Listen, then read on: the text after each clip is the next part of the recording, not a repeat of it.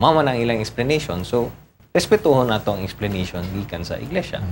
So kung sila pang nag-ingon na, kung sila pa mismo nag-sulti na this was nothing political, then who are we to say na political siya? Diba? Pero imbitado ba ya daw to si Chief Justice? Tanan imbitado. Ang tanan imbitado. Bisan kami, mga kongresista, gipadalhan og mga invitation. So, everyone was invited from the President, the Vice President, all the senators, the justices, the congressmen, and probably the local government, the secretaries, cabinet secretaries. Tanan, I think, everyone was invited.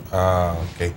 Okay, pananglitan og madesisyonan na ang impeachment trial ni Chief Justice. Doon na pagkahaylaing impeachment trial nga masaksihan sa mga katawhang Pilipino nga nangandam na pud kuno. Kung nangandam na pud kuno karon ang Kongreso sa pag-impeach sa lain na pud nga Supreme Court Justice. Ang impeachment complaint against Justice Marian del Castillo na-report out na sa Justice Committee or the Committee on Justice sa House of Representatives. Okay. So, gi-report out na siya, na siya karon sa Committee on Rules. In fact, that will now be endorsed to the plenary, and diha sa plenary, in other words, sa floor sa House of Representatives, under our rules, naami 60 session days. 60 session days para desisyonan namo kung amo bang i-endorse ang articles of impeachment dito sa Senado. In other words, ang 60 session days, we have 60 session days to get a 1/3 vote of the members of the House of Representatives para laing articles of impeachment na pod ang among isaka dito sa Senado. So, posible kaayo na magkaroon kita og duha ka impeachment cases diya sa Senado. Or, kung matapos na ang impeachment case ni Chief Justice Corona, sundan na po og lain na po na impeachment complaint, this time against Justice Del Castillo, granting na makuha ang 1/3 vote sa members of the House of Representatives. So, yes, tinuod na ay impeachment complaint, nag-endorse ang Committee of Justice diya sa House, and now it's up to the members of the House if we still want to go to another impeachment proceeding. So, laing grupo na sad ng prosecuting panel na pod, laing prosecuting panel na pod ang among ipadala dito, laing budget na pod ang gikinihanlan para dito. And then, ang mga senators, kinihanlan, hiringin po na nila ang katong impeachment. Kung may tabo na congressman ka nang ingon ana, dili ba ka masuko ng katawhan o senador na? Wala ta kabalo. Basta kana siya, nakabutang na sa atong konstitusyon, usa kana sa mga pamaagi nato para maka-impeach kita og mga high-ranking officials. And again, it depends on the House of Representatives kung amo ba nang i-endorse. So wala pa ko kabalo kung unsay action dito, no? sa House. And pag-abot niya na sa Senado, it's up to the Senate on how they want to dispose of the case. Pero at least dili masayang ang robe. Okay, update sa Nograles Project, Bert. Okay. Ato'y paabot o ipangutan ng ato kang Congressman Carlo Nograles. Hisgutan nato ni mga proyekto nga ato makita sa kadalanan. Congressman Carlo, unsa makadaghan ang kasamtangang proyekto nga giimplementar karong panahon na sa? Ang ongoing projects karon, kini mga dagkong ang mga projects is 12. 12 ka projects ni. Naatay rehabilitation sa atong Quezon Boulevard, sa Quezon Boulevard.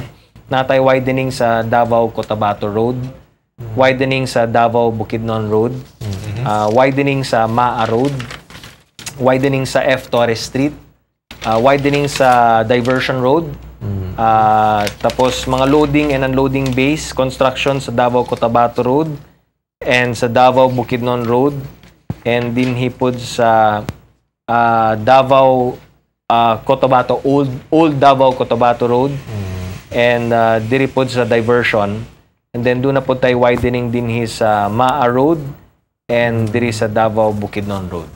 So kini ang mga ongoing na mga dagko nga mga projects din sa atong distrito. tungod sa nagkahuot nga trapiko, may resulta sa gingolagi nga mga projects. Sa mo tanaw, di gyud na to malikayan ba samtang atong ginapalambo ang atong syudad sa Davao. Ang pangutana, kasentro sa kanunay sa panahon kung kanus mahuman, ang gingon nato nga nasudang proyekto, masulti ba nato sa atong mga tigpaminaw, sa atong mga televiewers, kung ang timetable sa mga proyekto Congressman Carlo Nograles? Well, ang target talaga namin is matapos na siya before pasukan sa June, no? So hopefully by April or May matapos na kining mga projects nato para pagbalik sa mga estudyante sa bagong school year, hapsay na. Kay kung pa ang ongoing pa ang construction samtang nagaklase ang mga bata, medyo makapagrabe na sa traffic. So karon medyo antos lang tang gamay. Anyway, kining tanan kung matapos ni mahimo namang hapsay ang atong mga kadalanan and para man ni sa atong improvement, no, para sa atong syudad sa Davao bisan pa man sa atong distrito. So gamay lang antos. The DPWH is really doing all that it can para mapaspasan ang project, pero syempre dili pud nato gusto na sobra kapaspas na dili na maayo ang pag implementar sa project, no? Sobra kapaspas unya daot ang pagka-implement, no? Dili pud nato na siya gusto. So kinanan anto sa natang gamay anyway para manis kayuhan sa tanan. Okay, hisgutan ng mga proyekto kaubang Sal. Sir, sa kadaghan na sa imong proyekto, no? Nga sukad nga ikaw milingkod bago pa lamang nanahimong kongresista diri sa unang distrito, apan daghan na gyud kayo nga mga proyekto ubay-ubay na. Ang usa sa gidayeg kayo sa mga katawan mao ang guitar making project nimo diha sa mga barangay. Matod sa mga ginikanan nga epektibo kuno kini aron mamahimong kugihan ang mga kabatan-unan. Pwede ka mahimong usa ka major backyard industry sa Davao ang guitar making Congressman, sir? Nganon dili sa Cebu na ilhan ng Cebu tungod sa mga gitara, no? So mao pod na ang gusto natong buhaton dinhi sa syudad sa Davao, labi na sa atong distrito, kay puros man ta mga Cebuano tanan, no? So kung kaya sa Cebu, nganong dili pwede sa Davao. So ang guitar making nagsugod kana siya tungod kay daghan tang mga kapilya nagapangayo og kini mga gitara. And then, sa una, nagahatag tag gitara sa mga kapilya. Until una-una nga, imbis na maghatag tag gitara, mag-donate tag gitara, why not, pabuhatan na lang natong gitara ang mga bata. Kay para, ang mga kabataan, kay para at least na sila mahibawan, na sila makatunan, na sila makuha ng skill, and then makatabang pati sa kapilya. So, diha ta nagsugod sa mong idea na yun na nga atong buhaton. So, sugod dito, diha na namugna ang karang guitar making livelihood project na to. And natay mga pipila ka mga nagamit sa mong kaibalo para maghimo sa ilang kaugalingong negosyo na guitar making. So, natay mga barangay dinhi sama sa Balyok na ang natudloan nato guitar making na sila na mismo nagahulma sa ilang kaugalingong mga gitara and then ila tong ginabaligya. So nahimo na gyud siyang livelihood. Okay. Hisgutan na ang kakugi sa mga kabatanunan among nadungog kining giingon nga clean up drive nga naglambigit sa kadaghanan sa mga scholar kun Nograles scholar, sir, no? Palihog pasabta kami o ato ang mga televiewers unsa kining mao nga kalihukan, Congressman? Usa lamang kini sa mga kanang ginatawag na community service projects na voluntary na ginabuhat sa ato mga scholars, no? Kay kanunay man pud namong ginasulti sa mga scholars nato na isip recipient or beneficiary sa kayuhan or sa usa ka proyekto, dapat kabalo pud sila maghatag og kayuhan og mga proyekto, mga programa para sa mga nagkinihanlan. So, ang mga scholars nato naga-tree planting, ang mga scholars naga-clean up drive, ang mga scholars naga-literacy program, naga-ato sa mga daycare center, naga-volunteer sa ilang time para sa pagtudlo sa mga bata, naga-volunteer sa mga public daycare, mga public elementary schools. So, mao ni ang public service or community service na ilang ginabuhat voluntarily para maka-payback po sila, makahatag sila balik sa komunidad, sa mga nagkinihanlan kay susama nila na nagkinihanlan sa usa ka programang scholarship na natabangan mao pod ang ilang ginabalik dito sa ato mga katilingban. Ang pagtabang sa mga nagkinihanlan, ang pagtabang labi na sa mga kabatanunan. Nindot, no? Dugang mga pangutan na Congressman Carlo Nograles, may kalabutan sab sa Nograles Scholars. Ang pangutanan nini, karubang mga panahon na pila ang graduar karong nga tuiga? Nag-andam ni ug siguro ang among estimate mga 600 600. ka mga scholars ang mo-graduate karon karong maabot na April. So we're prepared. I mean, we're expecting na doon na kita yung mga 600 na graduates for this school year alone. Ang mga kabos, apat adunay gingon nato mga katakos nga mga estudyante. Magkadahom ba nga bakante pa ang Nograles Scholarship para karong sunod school year, Congressman? Ano man atong sikulo, Zalds, no? Na yung mga mo graduate, and then pag-graduate, na po tayo laing dawato ng mga freshmen. So ano magid ang sikulo nato sa college, di ba? So even if every year na nagagraduate, every year na may nagasulod. So ang sa among experience, mas daghan ang naga-enroll, mas daghan ang nagasulod sa atong scholarship kaysa sa mga ginapag-graduate namo sa scholarship. So kung 600 ang mo graduate karong tuig, tingali ang sulod siguro 1,000. I don't know. Siguro 700 tingali 700 to 800 ang musulod na mga bagong freshman. So tanawan na to, no? We anyway, based man po sa qualification, based kung makapasar sila sa katong mga requirements, makapasa sila sa mga requirements, mao man na among gina-process for scholarship.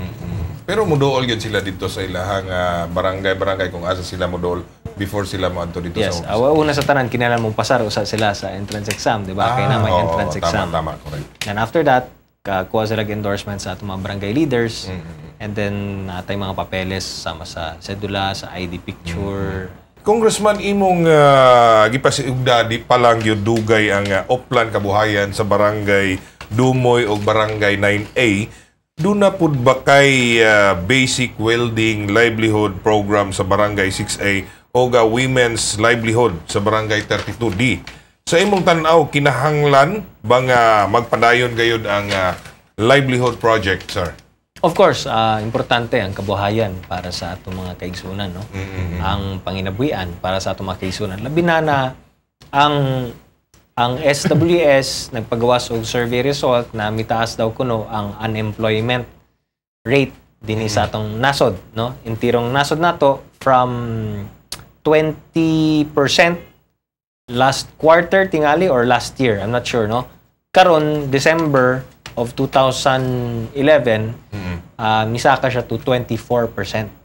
So 24% sa working force nato ang unemployed. So misaka ang unemployment rate kuno matud pa sa SWS survey. So diri nato makita na importante gid kaayo na una sa tanan, importante man na atay trabaho, di ba? Now kung ang ekonomiya nato is dili kay maayo tungod kay wala kay mga investors, wala kay mga bag-ong negosyo, importante na bisan ina ng atong ekonomiya, kinahanglan mahimo lang gihapon or magpabiling na produktibo lang gihapon ang atong mga katawhan. Now, bisan walay kay mga trabaho na gina-offer, kinihanglan na alang gihapoy panginabuhian ang atong mga katawhan. That's why importante ang Oplan Kabuhayan nato, gahatag kitag mga skills training, nagahatag kitag mga livelihood projects kay parang atong mga beneficiaries, ang atong mga constituents sa unang distrito, aduna sila mga livelihood, aduna sila mga panginabuhi. Kay para dili lamang para masuportahan nila ang ilang mga pamilya, ang ilang mga anak, ang ilang asawa, ilang bana, kundi para mahimo pud silang produktibo dinhi sa atong nasod, mahimong produktibo sa atong katilingban.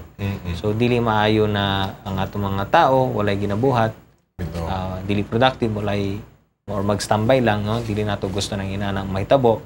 So kung kakulangan ka na sa mga oportunidad ug higayon, mao na ang tumong na tayo Oplan Kabuhayan para matagaan og higayon, oportunidad ang atong mga katawhan kay usahay ang pagkawala sa nilang trabaho or pagkawala sa ilang panginabuyan is tungod kay wala sila kahibalo kaayo. So importante matagaan nato sila kahibalo, matagaan og kaalam kay para mahimo or magamit nila ilang kaalam og kahibalo para maka panginabuhi sila. Katong mga beauty care, Congressman, Sa beauty care, sa welding, sa guitar making, sa basic carpentry, sa commercial cooking, ug sa uban pa. Kining tanan natay mga pamaagi gikan sa atong gobyerno na makahatag tagingon aning klaseng mga programa para sa atong mga beneficiaries. Ug mao kini ang kanunay namong ginabuhat dinhi sa atong distrito. Okay. Adto tas mga pangutana sa barangay, Congressman.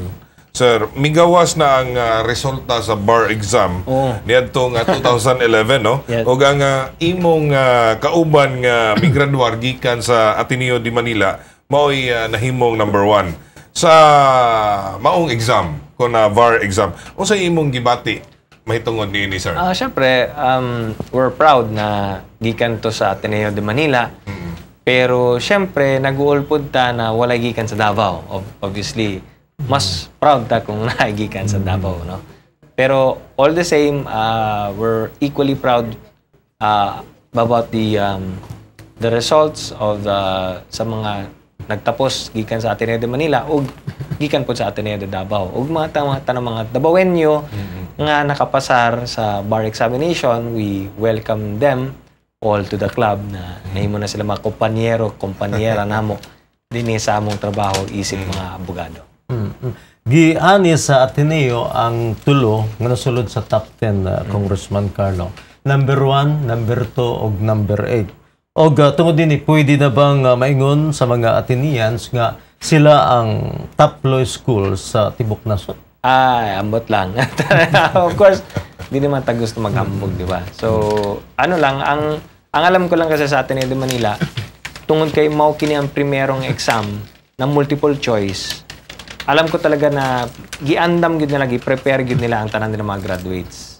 Mga fourth year. Actually, grabe gid ang preparation na gihimo sa Ateneo de Manila para to ensure na ang mga ni graduates sa Ateneo de Manila makapasar gyud sa bar examinations. So, I know very intense gyud ang preparation na gihimo sa Ateneo de Manila. And hopefully, maupod na ang buhaton sa mga law schools. No? Importante magid kayo na dili masayang ang hago o panahon, ang oras, kay upat ka tuig na nga pag-eskwela, upat ka tuig na pagtuon. And then, 1 year, less than 1 year preparation para sa bar. So, as a lawyer, I really understand, no, kung saan klaseng preparation goes into the bar examinations. 4 years hard work na sa pag-eskwela, and then preparation para sa bar. And it all boils down to the bar examination kung makapasar man ka or dili. So, importante, mga eskwelahan, mga schools of law, mga colleges of law, should really make it a point to prepare ang students nila na makapasar sa bar examination. Kaya maumanggid na ang real objective nato na makatapos ka and makapasar ka sa bar. So, I think kinihanlan, preparahan yun natong sakto kini. Ang 1,913 nga nagtapos nilang law schools nakapasa sa maong bar examination. Samtang 4,074 wa nagbalampuson. Unsa ba ang